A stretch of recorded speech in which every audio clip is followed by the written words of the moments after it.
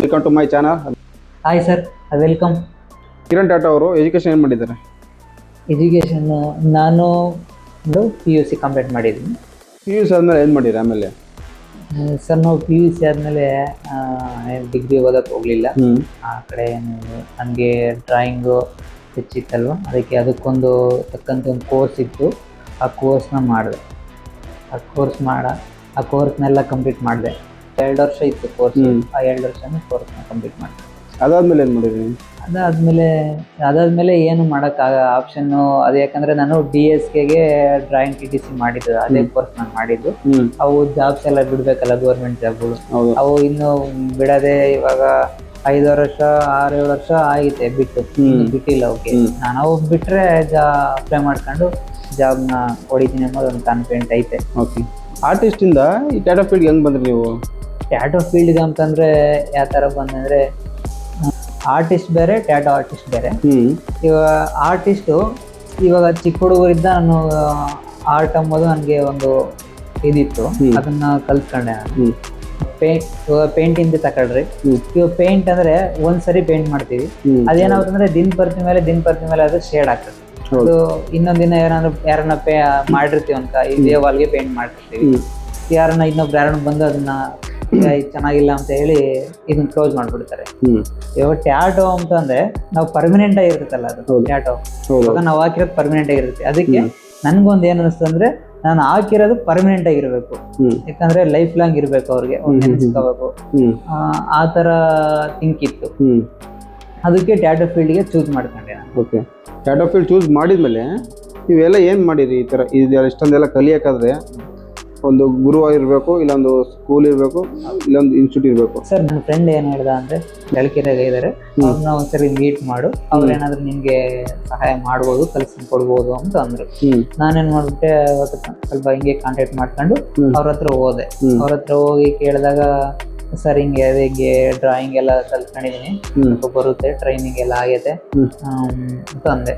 ಅವರು ಫಸ್ಟಿಗೆ ಆಲೋಚನೆ ಮಾಡಿದ್ರು, ಆಮೇಲೆ ಸರಿ ಅಂತಂದ್ರು, ಓಕೆ ಅಂತಂದ್ರು. ತಿರುಗ್ ದಿನ ಹೋದೆ, ತಿರುಗ್ ದಿನ ಇದ್ದ ಸರಿಯಪ್ಪ ಹಿಂಗೆ ಎಲ್ಲ ಇದನ್ನ ಮಾಡ್ಕೊಂಡ್ರು. ಅಲ್ಲಿ ಹೋಗಿದ್ರಲ್ಲ, ಅದು ಟ್ಯಾಟೋ ಸ್ಟುಡಿಯೋನಾ ಇನ್ಸ್ಟಿಟ್ಯೂಟಾ? ಇಲ್ಲ, ಟ್ಯಾಟೋ ಸ್ಟುಡಿಯೋ. ಅದು ಸ್ಟುಡಿಯೋ ಅದೇ ನಾನು ನೀವು ಏನು ಇದೆಯೋ ನಿಮ್ದು ಅದೇ ತರ ಸ್ಟುಡಿಯೋ? ಅದನ್ನು ಇದಕ್ಕಿಂತ ಚೆನ್ನಾಗಿತ್ತು. ಅವರು ತುಂಬಾ ಟ್ಯಾಟೋ ಆರ್ಟಿಸ್ಟು. ಅವರು ಫಸ್ಟಿಗೆ ಆರ್ಟಿಸ್ಟು, ಆಮೇಲೆ ಟ್ಯಾಟೋ ಆರ್ಟಿಸ್ಟ್ ಆಗಿರೋದು. ಅವರು ತುಂಬಾ ಚೆನ್ನಾಗಿ, ನನಗೂ ನೇಮ್ ತಿಳ್ಕೊಬೋದು ಅವ್ರದ್ದು? ನೇಮ್ ಬಂದ್ಬಿಟ್ಟು ಅವ್ರದ್ದು ಸಂತು ಅಂತ ಹೆಸರು, ಗುರು ಹೆಸರು. ಅವರು ಸಂತು ಟ್ಯಾಟೋ ಸ್ಟುಡಿಯೋ ಅಂತಾನೆ ಇಕ್ಕಿದ್ದಾರೆ ಚಳ್ಳಕೆರೆಯಲ್ಲಿ. ನಾನು ಅವ್ರ ಹತ್ರನೇ ಎಲ್ಲ ಟ್ರೈನಿಂಗ್ ಎಲ್ಲ ತಗೊಂಡಿದ್ದೆಲ್ಲ ಅವ್ರ ಹತ್ರನೇ. ಅದು ಟ್ರೈನಿಂಗ್ ಅಂಬೋದು ಒಂದು 6 ತಿಂಗಳು.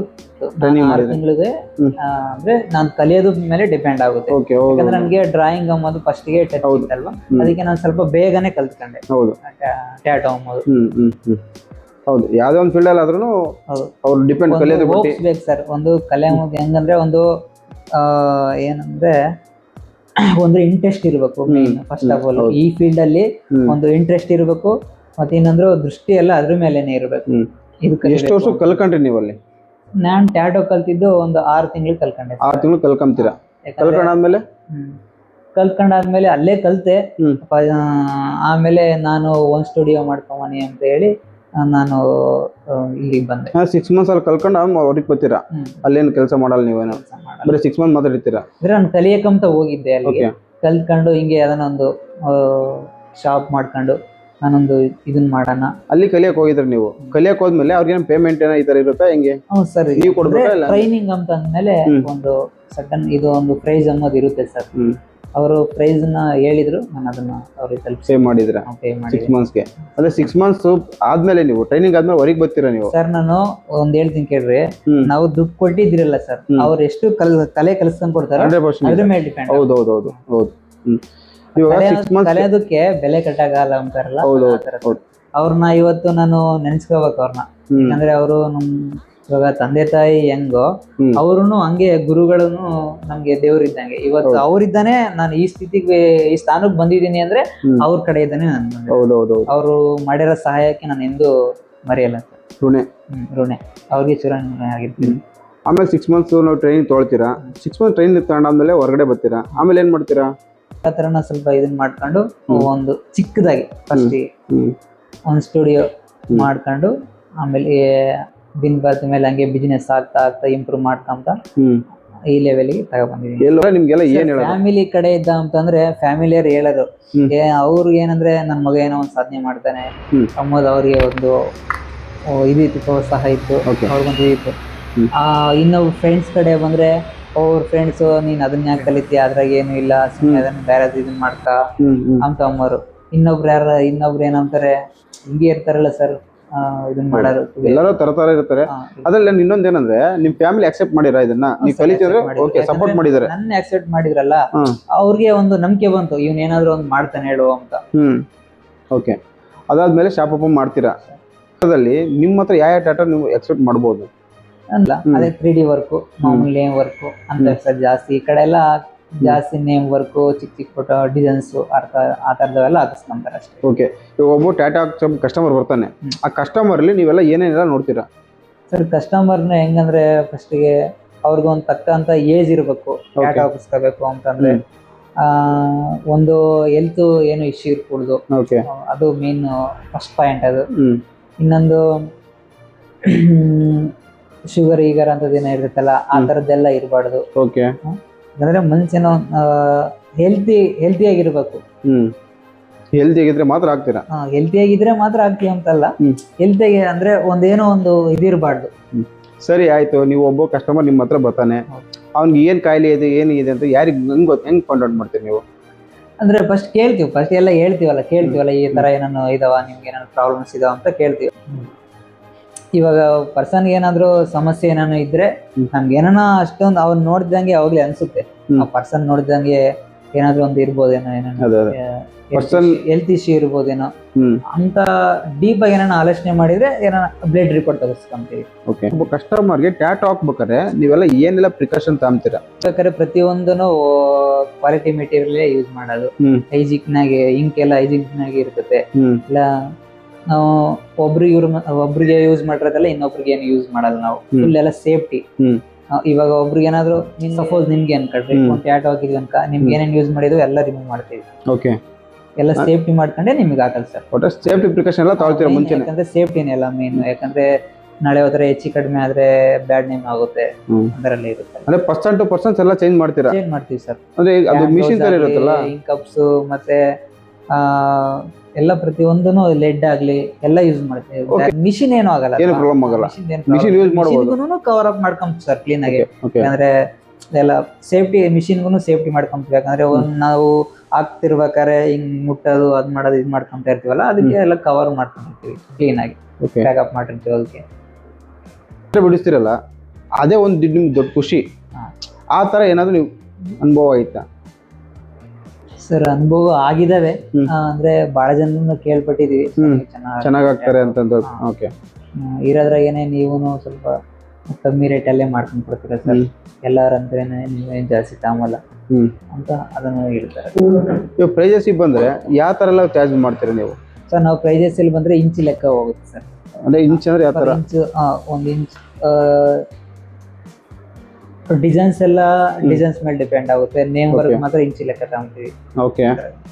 ಸರ್ ಅದು ಒಂದ್ ಇಂಚಿಗೆ 400 rupees ನಾವು ಇದನ್ನ ಮಾಡಿದೀವಿ. ಅವರು ಸೈಜು ಎಷ್ಟು ಹಾಕಿಸ್ಕೊಂತಾರೋ ಪ್ರೈಸ್ ಅಷ್ಟು ಆಗುತ್ತೆ. ಇವಾಗ 2 ಇಂಚ್ ಹಾಕಿಸ್ಕೊಂತಾರೆ ಅನ್ಕೊಂಡ್ರೆ 800 ಆಗುತ್ತೆ. 1 ಇಂಚಸ್ ಬಂದ್ಬಿಟ್ಟು 400 rupees ನಾವು ಇಕ್ಕಿರೋದು. ಫಸ್ಟಿಗೆಲ್ಲ 300, 350, 250 ಎಲ್ಲ ಮಾಡಿದ್ವಿ. ಇವಾಗ ಸ್ವಲ್ಪ ಹಂಗೆ ಹಿಂಗೆ ಈ ಅಂಗಡಿ ಇದು ಕರೆಂಟು ಅದು ಇದು ಎಲ್ಲ ಜಾಸ್ತಿ ಆಗ್ತಾ ಇರುತ್ತಲ್ಲ, GST ಅದೆಲ್ಲ ಜಾಸ್ತಿ ಆಗುತ್ತೆ. ನಾವು ಅದಕ್ಕೆ ಒಂದು ಸ್ಟೆಪ್ ಮೇಲಕ್ಕೆ. ಮತ್ತೆ ನಿಮ್ಮ ಈ ಶಾಪ್ ಓಪನ್ ಮಾಡಿ ಎಷ್ಟು ವರ್ಷ ಆಗ್ತದೆ ಸರ್? ನಾನು ಇಲ್ಲಿ ಶಾಪ್ ಓಪನ್ ಮಾಡಿ ಒಂದು 2 years ಆಯ್ತು ಸರ್. 2 years ಆಯ್ತು. 2 years ಇಂದ ಇಲ್ಲೇ ಕಂಟಿನ್ಯೂ ಕೆಲಸ ಮಾಡ್ತಿದ್ದೀರಾ? ಬಿಡ್ಸಿರೋದ ಇಲ್ಲ ಸರ್? ಇದೆಲ್ಲ ನಾನೇ ಹ್ಯಾಂಡಲ್ ಮಾಡಿರೋದು ಸರ್. ಇವೆಲ್ಲ ನಾನು ಮಾಡಿರೋದು ಇವೆಲ್ಲ. ಮತ್ತೆ ಇನ್ನೊಂದು ಬ್ಲಡ್ ಆರ್ಟನು ಮಾಡ್ತೀನಿ ಸರ್. ಆಗಲ್ಲ ಐತಲ್ಲ ಬ್ಲಡ್ ಆರ್ಟ್. ಆಮೇಲೆಲ್ಲ ಹುಡುಗರಿಗೆಲ್ಲ ಗಿಫ್ಟ್ ಕೊಡ್ತಾ ಇರ್ತಾರೆ, ಅವರು ಫ್ಯಾಮಿಲಿಗೂ ಎಲ್ಲ ಇರ್ತದಲ್ವಾ. ಬ್ಲಡ್ ಆರ್ಟ್ ಅನ್ನೋದು ಇವಾಗ ಒಂದು ಟ್ರೆಂಡ್ ಆಗ್ಬಿಟ್ಟೆ ಸರ್. ಅದು ಯಾಕಂದ್ರೆ ಹುಡುಗ ಎಲ್ಲ ಅವ್ರ ಇಷ್ಟ ಬಿದ್ದು ಕೊಡ್ತಾ ಇರ್ತಾರೆ. ಕಸ್ಟಮರ್ನು ಚೆನ್ನಾಗೆ ಬರ್ತಾರೆ. ಬ್ಲಡ್ ಆರ್ಟ್ ಮತ್ತೆ ಆರ್ಟ್ ಆದ್ರೆ ಚೆನ್ನಾಗಿ ಮಾಡಿಸ್ಕೊಂಡು ಹೋಗ್ತಾರೆ. ಅಂದರೆ ಬ್ಲಡ್ ಆರ್ಟ್ ಅಂದರೆ ಯಾವ ಥರ ಮಾಡ್ತೀರಾ ನೀವು? ಬ್ಲಡ್ ಆರ್ಟ್ ಅಂದ್ರೆ ಇವಾಗ ನಮ್ಮ ಬ್ಲಡ್ನೇ ತಗೊಂಡು ನಾವು ಇದು ಅವ್ರ ಫೋಟೋ ನೋಡಿ ಡ್ರಾ ಮಾಡೋದು ಸರ್. ಅದಕ್ಕೆ ಏನೆಲ್ಲ ಪ್ರಿಕಾಷನ್ ತಗೊಂತೀರಿ ನೀವು? ಅಂದ್ರೆ ಒಂದು ಬ್ಲಡ್ ಹೊರಗಡೆ ಬಂದ್ಮೇಲೆ ಅದು ಯಾರಿಗೆ ಏನ್ ಕಾಯಿಲೆ ಅಂತ ಗೊತ್ತಾಗಲ್ಲ, ಅದೇ ಮುಂಚೆ ಚೆಕ್ ಮಾಡಿಸಿದ್ರೆ ಗೊತ್ತಾಗುತ್ತೆ. ನೀವೆಲ್ಲ ಏನೇನು ಪ್ರಿಕಾಷನ್ ತಗೊಂತೀರ? ಇಲ್ಲ ಸರ್, ಫಸ್ಟ್ ನಾವೆಲ್ಲ ಲ್ಯಾಬ್ ಅಲ್ಲಿ ಚೆಕ್ ಮಾಡಿಸ್ಕೊಂಡ್ಬಂದು ರಿಪೋರ್ಟ್ ನೋಡಿ ನಾವು ಅದನ್ನ ಸ್ಟಾರ್ಟ್ ಮಾಡೋದು ಸರ್. ಒನ್ಸ್ ನೀವು ಬ್ಲಡ್ ತಗೊಂತೀರಾ, ಬ್ಲಡ್ ತಗೊಂಡ್ಮೇಲೆ ಏನ್ ಮಾಡ್ತೀರಾ ನೀವು? ಅದು ಬ್ಲಡ್ ತಗೊಂಡು ಒಂದು ಟ್ಯೂಬಲ್ ಅವ್ರಿಗೆ ಹೇಳ್ತೀವಿ ಸರ್, ಲ್ಯಾಬ್ ಅಲ್ಲಿ ಟ್ಯೂಬಲ್ ಹಾಕ್ಸ್ಕೊಬರ್ರಿ ಅಂತ. ಓಕೆ. ಆ ಟ್ಯೂಬ್ ಅಲ್ಲಿ ಬ್ಲಡ್ ತಗೊಬರ್ತಾರೆ ಅವರು. ಓಕೆ. ಅದು ಒಂದು ವಾರದವರೆಗೂ ಇರುತ್ತೆ ಸರ್ ಟ್ಯೂಬ್ ಅಲ್ಲಿ. ಓಕೆ. ನಾವು ಅಷ್ಟೊಳಗೆನೆ ಅವ್ರದ್ದು ವರ್ಕ್ ಕಂಪ್ಲೀಟ್ ಮಾಡ್ಕೊಂಡು ಕೊಡ್ಬೇಕು ಸರ್. ಅಂದ್ರೆ ನೀವು ಯಾವ ತರ ಮಾಡ್ತೀರಾ ಅಂತ ಬ್ಲಡ್ ಅಲ್ಲಿ? ಇವಾಗ ಬ್ಲಡ್ ತಗೊಂಡ್ಮೇಲೆ ಮಿಷಿನ್ ಅಲ್ಲಿ ಮಾಡ್ತೀರಾ ಇಲ್ಲಾಂದ್ರೆ ಹ್ಯಾಂಡ್ ಬ್ಲಡ್? ಅದೇನೋ ಬ್ಲಡ್ ಬ್ಲಡ್ ಆರ್ಟ್ ಅಂತಾರ. ಬ್ಲಡ್ ಆರ್ಟ್ ಮಾಡ್ಬೇಕಾದ್ರೆ ಏನೆಲ್ಲ ಪ್ರಿಕಾಷನ್ ತಗೊಂತೀರಾ ನೀವು? ಸರ್ ನಾವು ಫಸ್ಟ್ ಆಫ್ ಆಲ್ ಏನ್ ಮಾಡ್ತೀವಿ ಅಂದ್ರೆ, ಕಸ್ಟಮರ್ ನೀವೇ ಅನ್ಕೊಳ್ರಿ ಬ್ಲಡ್ ಆರ್ಟ್ ಯಾವ್ದಾರ ನಾವು ಪ್ರಿಂಟಿಂಗ್ ಮಾಡಿಸ್ತೀರ ಅನ್ಕೊಳ್ರಿ, ಫಸ್ಟ್ ನಿಮ್ದೆಲ್ಲ ರಿಪೋರ್ಟ್ ತಗೊಂತೀವಿ ಸರ್, ಬ್ಲಡ್ ರಿಪೋರ್ಟ್ ತಗೊಂತೀವಿ. ಅಂದ್ರೆ ನೀವು ತಗೋತೀರಾ ಲ್ಯಾಬ್?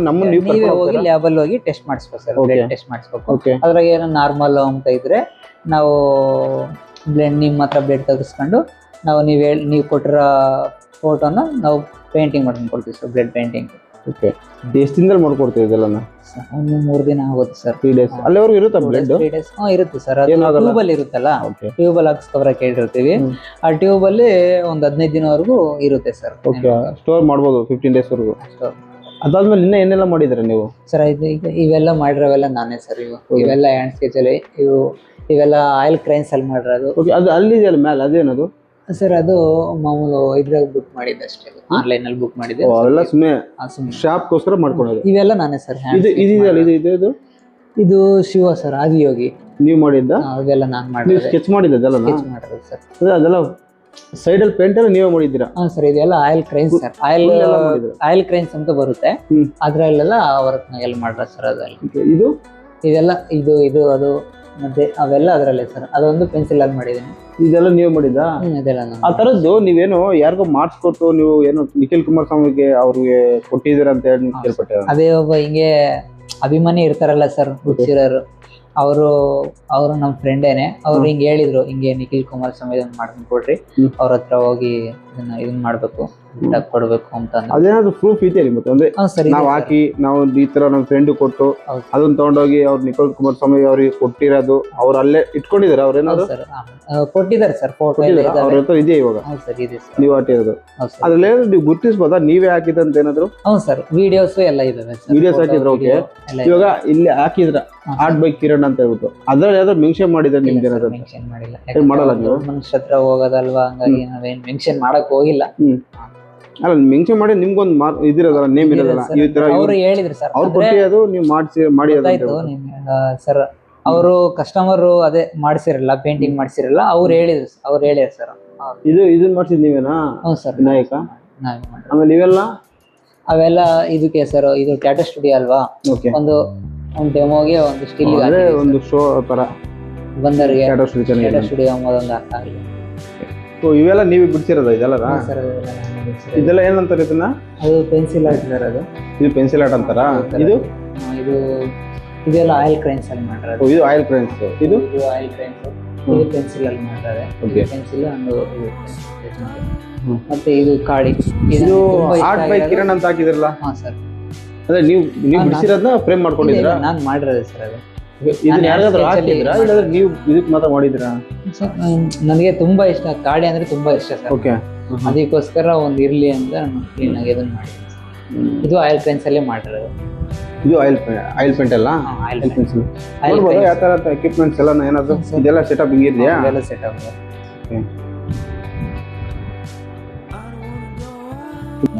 ರೆಫರಲ್ ಹೆಂಗ್ ಬರುತ್ತೆ ಅಂದ್ರೆ ನೀವು ರೆಫರಲ್ ಇವಾಗ ನೀವೇ ಹಾಕ್ಸ್ಕೊಂಡು ಹೋಗಿರ್ತೀರಾ, ನಿಮಗೆ ನಾನು ಚೆನ್ನಾಗಿ ಟ್ಯಾಟೋ ಮಾಡ್ಕೊಂಡ್ ಕೊಟ್ರೆ ನೀವು ಇನ್ನೊಬ್ರನ್ನ ಕರ್ಕೊಂಡ್ ಬರ್ರಿ. ಬರ್ತಾರ ಆ ತರ? ಬರ್ತಾರೆ ಸರ್. ಬರ್ತಾರ? ಜಾಸ್ತಿ ಅದೇ ಹಿಡಿಯುತ್ತೆ ಅನ್ಸುತ್ತಲ್ಲ, ಒಬ್ರು ಹಾಕಿಸ್ಕೊಂಡು ಹೋದ್ರೆ ಸಾಕು, ನಾನು ಅದರ ಅಲ್ಲಿ ಹಾಕ್ಸಿದ್ ಇಲ್ಲಿ ಹಾಕ್ಸಿದ್ ಅಂತ ಹೇಳಿ ಅವ್ರಿಗೆ ನೀನ್ ಹಾಕ್ಸ್ಕೊಂಡು ಇವಾಗ ನೀವು ಒಂದು ಹಾಕ್ಸ್ತೀರಾ, ಅವ್ರು ಇನ್ನೊಬ್ರಿಗೆ ಅಲ್ಲಿ ಚೆನ್ನಾಗ್ ಹಾಕ್ತಾರೆ. ಏನೆಲ್ಲ ಎಕ್ವಿಪ್ಮೆಂಟ್ ಯೂಸ್ ಮಾಡ್ತೀವಿ ನೋಡ್ಬೋದಾ? ನೋಡ್ರಿ ಸರ್, ತೋರಿಸ್ತೀರಾ? ತೋರಿಸಿ. ಅಂದ್ರೆ ಮಿಷಿನ್ ಯಾವ ಥರ ಇರುತ್ತೆ?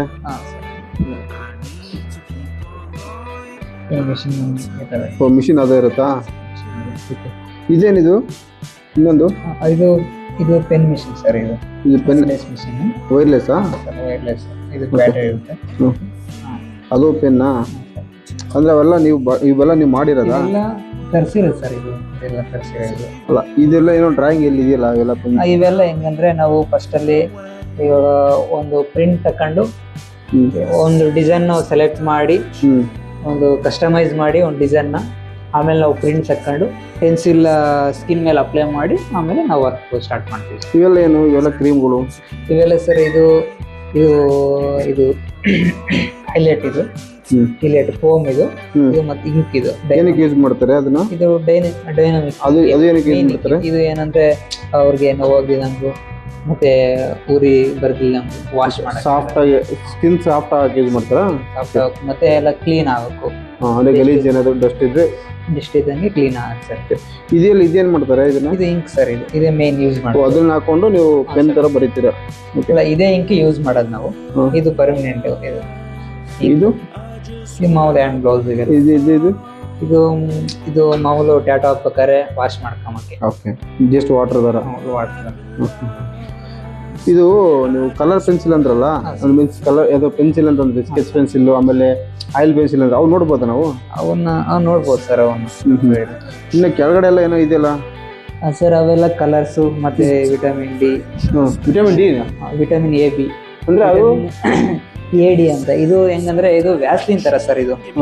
ಇದು ವ್ಯಾಸ್ಲಿನ್ ತರ.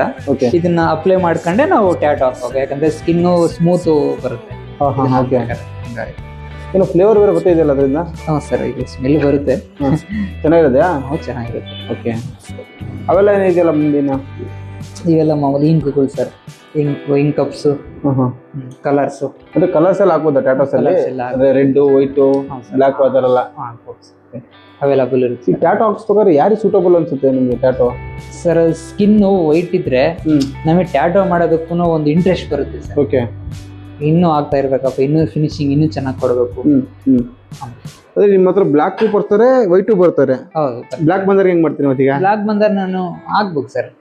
ಅವ್ರಿಗೆ ಅಂದ್ರೆ ಫುಲ್ ಕಲರ್ ಡಿಮ್ ಇದ್ರೆ ಹೇಳ್ತೀವಿ ಸರ್ ಫಸ್ಟಿಗೆ. ಅದೇ ಟ್ಯಾಟೋ ಅಂಬೋದು ಹೈಲೈಟ್ ಹಾಕಮಲ್ಲ ಅಂತ ಫಸ್ಟ್ ಎಲ್ಲ ಹೇಳ್ತೀವಿ. ಈಗ ಆ ಥರ ಇಂಟ್ರೆಸ್ಟ್ ಇದ್ದ ಅವ್ರಿಗೆ ತುಂಬಾ ಪ್ಯಾಷನ್ ಇರುತ್ತೆ, ನಂಗೆ ಈ ತರ ಟ್ಯಾಟೋ ಹಾಕಿಸ್ಬೇಕು, ಈ ತರ ಟ್ಯಾಟೋ ಹಾಕಿಸ್ಬೇಕು ಅಂತ ಬರ್ತಾರೆ. ಅಂದ್ರೆ ಸ್ವಲ್ಪ ಚೆನ್ನಾಗೇನೆ ಕಾಮಾಗಿ ಒಂದ್ ಸ್ವಲ್ಪ ಇದನ್ನ ಮಾಡ್ಕೊಂಡು ವರ್ಕ್ ಮಾಡ್ಕೊಂಡು ಬರ್ತೀವಿ ಸರ್. ಹೈಲೈಟ್ ತರ ಅವ್ರ ಸ್ಕಿನ್ಗೆ ಮ್ಯಾಚ್ ಅಪ್ ತರ ಆಗಿ ಮಾಡ್ಕೊಂಡು ಬರ್ತೀವಿ. ಓಕೆ, ಚೆನ್ನಾಗಿದೆ ಸ್ಟುಡಿಯೋ ಎಲ್ಲ ಸಿಂಪಲ್ ಆಗಿ. ಅದು ನಿಮ್ದು ಲ್ಯಾಪ್ಟಾಪ್ ಸೆಟಪ್ ಅಂದ್ರೆ ಇದು ಪ್ರಿಂಟ್ ಆಗಿದೆನಾ? ಇದೆಲ್ಲ ಪ್ರಿಂಟ್ ಐತೀರಾ? ಸಿಸ್ಟಮ್ ಅಲ್ಲಿ ಎಲ್ಲ ಪ್ರಿಂಟ್ ತೋರಿಸಿ, ಸಿಸ್ಟಮ್ ಎಲ್ಲ ತೋರಿಸಿ ಪ್ರಿಂಟ್ ತಗೊಂಡು. ಹೌದಾ? ಓಕೆ, ಇವೆಲ್ಲ ನಾನು ಮಾಡಿರೋ ಸರ್. ಇವೆಲ್ಲ ನೀವು ಡಿಸೈನ್ ಮಾಡಿದ್ದ? ಇಲ್ಲ, ಇವೆಲ್ಲ ನಾನು ಮಾಡಿರೋ ಸರ್. ಓಕೆ, ಇವೆಲ್ಲ ನೀವು ಮಾಡಿದ್ದಾ? ಇದೇನ ಬ್ಲಡ್ ಆರ್ಟ್ ಅವ್ರಿಗೆ ಕೊಟ್ಟಿದ್ದು? ಬ್ಲಡ್ ಆರ್ಟ್ ಅಂದ್ರೆ ಇವ್ರಿಗೆ ಕೊಟ್ಟಿದ್ದು ಯಾರು ಕೊಟ್ಟಿರಲ್ಲ ಇವರು? ಇಲ್ಲ, ಈ ತರನೇ ಸರ್ ಮಾಡೋದು. ಅದು ಈ ತರ ಮಾಡಿ ಇರುತ್ತೆ. ಇದು ಫೋಟೋ ಆ ತರ ಬ್ಲಡ್ ಆರ್ಟ್ ಮಾಡಿ ಪೇಂಟಿಂಗ್ ಮಾಡಿದಾಗ ಆ ತರ ಇರುತ್ತೆ. ಆ ಫೋಟೋ ಇದೆಯಲ್ಲ, ಫೋಟೋ ನೀವೇ ಬರ್ತಿರೋದಾ? Same same. ಇದು ಒರಿಜಿನಲ್ ಫೋಟೋ, ಇದು ಒರಿಜಿನಲ್ ಫೋಟೋ, ಅದು ನೀವು ಬರ್ದಿರಾ? ಪೇಂಟ್ ಮಾಡ್ರೆ. ಅಂದ್ರೆ ಈ ಕಡೆ ಕಲರ್ ಫೋಟೋ ಇರೋದು ನೀವು ಅವ್ರದ್ದು, ಆ ಕಡೆ ಇರೋದು ನೀವು, ಆ ಕಡೆ ಇರೋದು ನಾನು ಬೆಡ್ ಅಲ್ಲಿ ಪೇಂಟಿಂಗ್ ಮಾಡ್ರೆ ಸರ್. ಓ ಸೂಪರ್. ಅಂದ್ರೆ A4 ಸೈಜ್, A3 ಸೈಜ್ ಎಲ್ಲ ಕಾಣಿಸುತ್ತಲ್ಲ, ಅದೆಲ್ಲ ಅಂದ್ರೆ ಅವ್ರಿಗೆ ಸೈಜ್ ಅವೈಲಬಲ್. ಆದ್ರೆ ಅವ್ರಿಗೆ ಯಾವ ಸೈಜ್ ಮಾಡ್ತಾರೆ ಆ ಸೈಜ್. ಇದು A3, ಅದು A4. ಇನ್ನೊಂದು, ಇವಾಗ ಚಿಕ್ಕದೆಲ್ಲ ಬರೀತಿರ್ತೀರಿ ನೀವು. ಟ್ಯಾಟೋ ಹಾಕ್ಬೇಕಂದ್ರೆ ವೆರಿ ಸೆನ್ಸಿಟಿವ್. ಒಂದ್ ಚೂರ್ ಎಲ್ಲಾರು ತಪ್ಪೋದ್ರೆ ಹೋಯ್ತು, ಫುಲ್ ಟ್ಯಾಟೋ ಹೋಯ್ತು. ಅದಕ್ಕೆಲ್ಲ ಏನೆಲ್ಲ ಪ್ರಿಕಾಷನ್ ತಗೊಂತೀರಾ ನೀವು ಅಂತ? ಅಂದ್ರೆ ನಾವು ಕೇರ್ಫುಲ್ ಆಗಿ ಮಾಡ್ಬೇಕು ಸರ್. ಅವೆಲ್ಲ ವರ್ಕ್ಗಳೆಲ್ಲ ದೃಷ್ಟಿ ಶ್ರದ್ಧೆಯಿಂದ ಮಾಡ್ಬೇಕು. ಅವಾಗ ನಿಮ್ ಮೈಂಡ್ ಗಮನ ಎಲ್ಲ ಟ್ಯಾಟೋ ಹಾಕೋದ ಮೇಲೆ ಇರ್ಬೇಕು. ಅಂದ್ರೆ ನಿಮ್ ಮೈಂಡ್ ಸೆಟ್ ಹೆಂಗಿರುತ್ತೆ ಅಂತ. ಒಬ್ಬ ಕಸ್ಟಮರ್ ಬಂದು ನೀವು ಟ್ಯಾಟೋ ಹಾಕೋಕ್ ಸ್ಟಾರ್ಟ್ ಮಾಡಿದ್ದಟ್ಟಿ ನಿಮ್ ಮೈಂಡ್ ಸೆಟ್ ಹೆಂಗಿರುತ್ತೆ ಸರ್? ನಮ್ಗೆ ಫಸ್ಟ್ ಸ್ಟಾರ್ಟ್ ಮಾಡಿದ್ದಟ್ಟಿ ಆಗೋವರೆಗೂ ದೃಷ್ಟಿ ಎಲ್ಲ ಅಲ್ಲೇ ಇರುತ್ತೆ ಸರ್. ಓಕೆ, ವರ್ಕ್ ಯಾಕಂದ್ರೆ ವರ್ಕ್ ಎಲ್ಲೂ ಕೆಟ್ಟೋಗುತ್ತೋ ಅಮ್ಮದು ಇದನ್ ಬಿಟ್ಟು ವರ್ಕ್ ಕ್ಲೀನ್ ಆಗಿ ಬರಬೇಕು ಅಮ್ಮ ಒಂದ್ ಮನ್ಸಿಂದ ಮಾಡ್ತೀವಿ. ಓಕೆ.